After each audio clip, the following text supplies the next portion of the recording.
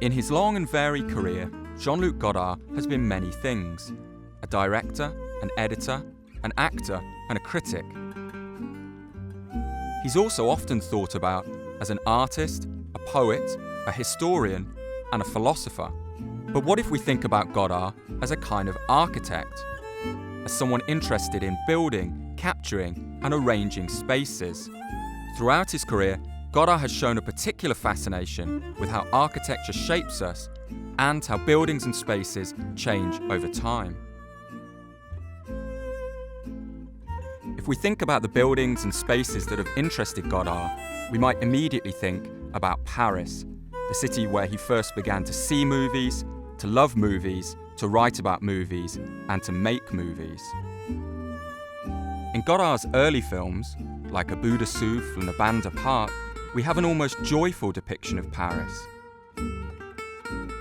People running through the Louvre, jukeboxes, cafes, diners and bars.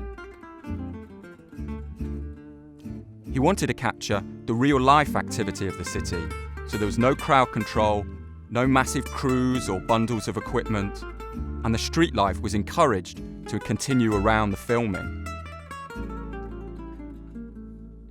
His later depictions of Paris showed a less idealistic version of the city.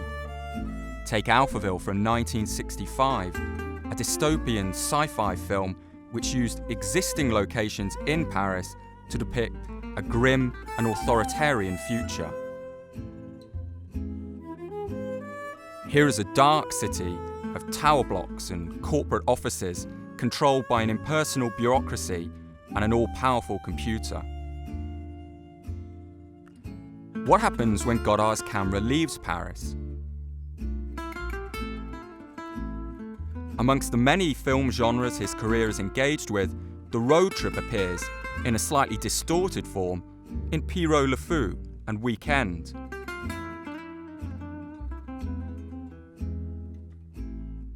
In these films, Godard presents the car crash as a kind of architectural scenario. An arrangement of bodies and twisted metal that is grotesque and comic at the same time. Weekend, in particular, gives us the world's worst traffic jam. An incredible 9-minute sequence showing cars stuck in the French countryside that's part of the film's broader critique of consumerism and leisure. Perhaps Godard's most fascinating engagement with architecture can be seen in Le Mépris. The film begins in the dilapidated lots of the Cinecittà film studios on the outskirts of Rome. For Godard, the peeling walls and torn posters symbolise the end of the studio system and the glamorous age of filmmaking.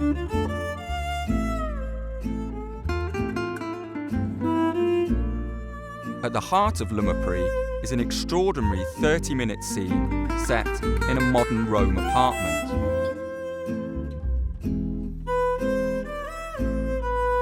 We see the film's central couple talking, arguing, undressing and bathing as they move around the apartment. They're constantly divided by the domestic architecture, almost never appearing in the same space at the same time. The apartment's new, and the couple have yet to finish furnishing it, but the relationship already looks doomed. At the end of Le Mépris, we meet one of the most thrilling pieces of architecture, not just in Godard's career, but in the whole history of cinema.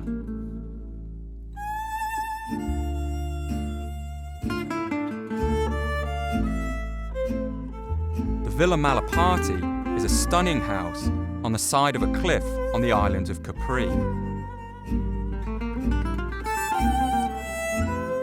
It was owned, and some people suggest designed, by the Italian writer Curzio Malaparte.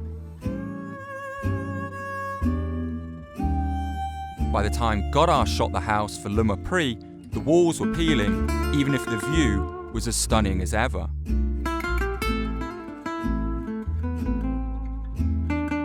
the end of Mépris, we see Fritz Lang, himself trained as an architect, using the sun terrace of the Villa Malaparte as he makes his version of the Odyssey.